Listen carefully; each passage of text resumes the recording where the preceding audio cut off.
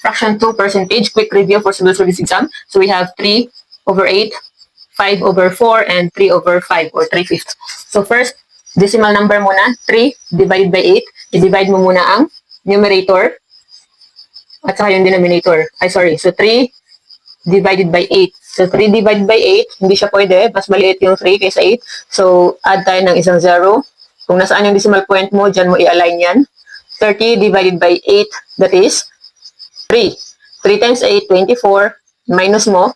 So, review na rin po to for long division kasi bawal yung calculator in civil service exam. So, 30 minus 24, that is 6. Tapos, bring down ka na isang 0. 60 divided by 8, we can have 7. 7 times 8, 56 over, minus. So, 60 minus 56, 4. Tapos, dagdag ka ulit na isang 0. Bring down mo dito. 40 divided by 8, 5. 5 times 8, 40. Tapos, 0 na siya. So, this is 0.375, ang 3/8 in decimal number. Tapos, i-move mo ng dalawang decimal places to the right.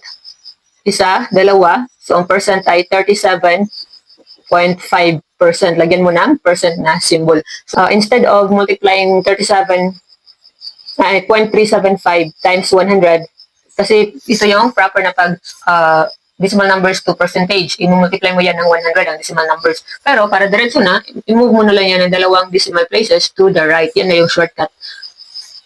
So again, divide mo na numerator to denominator. So 5 divided by 4.